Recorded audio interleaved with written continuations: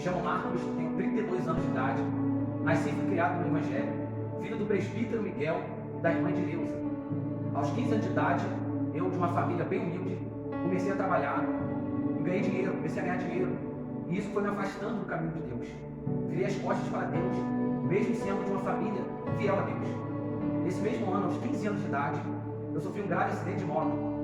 Eu fiquei internado em coma no Salgado Filho, um hospital aqui no Mérito, no Rio de Janeiro.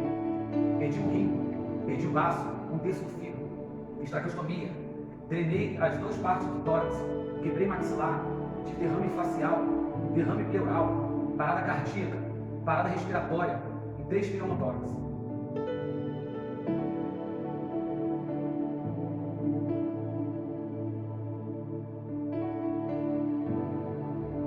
Fui desenganado pela medicina. Os médicos disseram comigo para minha mãe: olha, dona Edileuza, a senhora vai para casa, que teu filho ele não passa de hoje. Porque o que nós podíamos fazer com o teu filho, nós fizemos. E ele deu mais uma hemorragia interna e vai precisar voltar para o centro cirúrgico. E minha mãe disse para ele: olha, doutor, o senhor manda aqui no CTI, mas quem manda na vida do meu filho é Deus, e meu filho não vai morrer. E apesar da fé da minha mãe, ela ficou muito abalada com toda aquela situação. E o médico, ouvindo a minha mãe dizendo isso, ele disse para ela: olha, senhora, eu não acredito em Deus, eu acredito no nosso trabalho. E o nosso trabalho, ele foi feito. E minha mãe respondeu com a autoridade de Deus para ele, dizendo: olha, Tomé, quando meu filho acordar dessa cama, levantar dessa cama, você vai ver a glória de Deus na vida dele. E Deus teve misericórdia da minha alma. O médico, aquele mesmo médico que falou para minha mãe ir para casa, ele chamou 2 enfermeiras, porque eu ouvi tudo. Uma pessoa em coma, ela ouve tudo, porém não tinha reação nenhuma do que fazer. Eu ouvi aquele médico falando com uma das enfermeiras: olha, esse rapaz do leito 2 pode desligar o aparelho dele, que eu já avisei a mãe dele. E as 2 enfermeiras, eu ouvi elas conversando entre si, e uma delas disse para a outra: olha, esse rapaz não só destruiu a sua vida, destruiu a vida da sua família e também a vida da sua mãe, que estava muito confiante de que ele não vai morrer. Coitada dela. E a outra enfermeira respondeu e disse: essa geração de hoje em dia não pensa nessas coisas. Foi quando elas vieram para poder retirar o aparelho que eu estava respirando através daquele aparelho, o respirador. E no momento que uma delas foi retirar o aparelho da traqueostomia, eu senti como se fosse um choque no meu peito, como se fosse um desfibrilador. Eu nunca tive a experiência de alguém colocar um desfibrilador no meu peito, mas era como se fosse, pelos relatos que eu ouço de um desfibrilador, era como se fosse isso. Eu tomei um choque muito grande naquele CTI, eu sentei na cama. E quando eu sentei na cama, uma daquelas enfermeiras caiu para trás, desmaiada, com um susto muito grande, e a outra começou a gritar: doutor, doutor, doutor, ele está acordando, ele está acordando, ele está acordando. E eu acordei ali naquele coma, né? Eu não sabia onde eu estava, eu pensei que eu tinha sido sequestrado, eu não tinha noção nenhuma de que eu tinha sofrido um acidente. E eu comecei a ficar desesperado, vi minha barriga toda cheia de ponto, um monte de aparelhos ligados em mim. E eu comecei a ficar nervoso, tentando tirar os aparelhos. Foi quando vieram vários enfermeiros me seguraram e o médico me sedou. Após isso, eu tornei ao coma. E o médico, o doutor Alexandre, ele conversou comigo: olha, Marcos, você sofreu um grave acidente de moto, você se encontra no hospital Salgado Filho, no Mérito, você está sendo muito bem tratado, sua mãe já foi avisada de que você está acordando e ela vai vir aqui para poder te ver. Mas quando eu tirar a sedação, você precisa ficar calmo, porque se você ficar nervoso, nós vamos precisar te sedar novamente. E eu acordei do coma após ele retirar a sedação. E antes de sofrer esse grave acidente, eu odiava meu pai. Não eu, mas o inimigo que habitava em mim.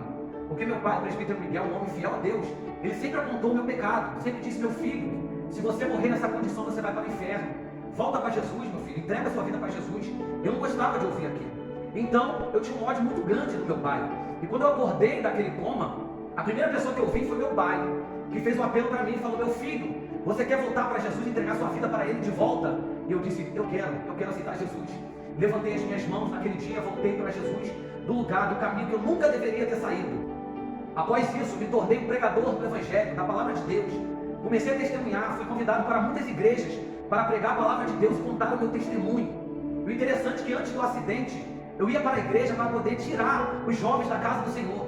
O inimigo me usava de tal forma que eu ia para a igreja ali da Praça Seca, do pastor Gilberto, e eu chamava os jovens: olha, Maria Jorge, sai daí, rapaz, tu é um rapaz novo, vamos ali pro carnaval, vamos beber, vamos encontrar algumas meninas. O inimigo me usava para poder ir lá, para poder tirar os jovens diante da presença de Deus. E é assim que Deus faz, assim como Ele fez com Paulo. Paulo era um homem que perseguia os crentes, e ele passou a ser perseguido após o momento que ele teve encontro com Deus. E assim aconteceu comigo. Deus me levantou daquele CTI, me tornou um pregador da palavra de Deus, e me levantou como líder de jovens. E hoje estou eu aqui, pregador da palavra, um testemunhador daquilo que Deus fez na minha vida e um líder de jovens. Eu estou aqui disposto a fazer a obra de Deus e de fazer com que os jovens se acheguem mais a Deus. E depois desse advento, eu casei e fui morar muito distante da minha igreja. Fiquei 10 anos sem pregar a palavra. Fiquei esfriado do evangelho, por estar muito longe da igreja. Eu só podia estar aos domingos. Eu parei 10 anos sem pregar o evangelho. E recentemente Deus usou o meu amado irmão, Jackson Douglas Max. Ele pregou aqui na festividade de jovens da igreja. E ele falou para mim: Marquinhos, por que tu está parado, Marquinhos?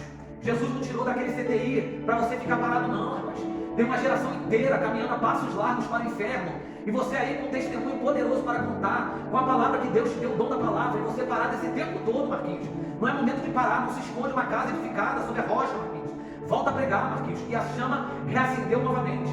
E após isso estou eu aqui, meus amados irmãos, disposto a cumprir o ID do Senhor, a pregar o Evangelho, assim como Ele me vocacionou daquele CTI. Eu não merecia nada. Deus me deu tudo, Deus me deu a oportunidade de voltar. Quantos jovens morrem sem salvação? E Deus teve misericórdia da minha alma e me levantou daquele CTI e me tornou um pregador do Evangelho. E não foi para isso que Ele me chamou para ficar parado. E aqui eu estou para pregar o Evangelho e contar esse grande testemunho do que Deus fez na minha vida. E você aí que está ouvindo esse testemunho, o que você está fazendo longe dos caminhos do Senhor, rapaz? Você está esperando acontecer o que aconteceu comigo? Não espere, porque muitos não têm a oportunidade que eu tive. Não espere apertar para o teu lado, porque Jesus está às portas e Ele voltará para buscar a sua igreja. E mesmo que Ele não volte agora, Ele pode voltar para você. Você pode morrer e sua alma irá para o inferno, porque sua vida ela é terrena e passageira, mas sua alma é eterna. Então não espere acontecer o que aconteceu comigo contigo. Entregue a sua vida para Jesus, porque Ele tem uma obra para realizar na tua vida. E se você chegou até esse vídeo, foi porque o Espírito Santo soprou de alguma forma esse vídeo até você. Então não fique aí esperando acontecer contigo o que aconteceu comigo, porque Jesus te ama e Ele quer te salvar.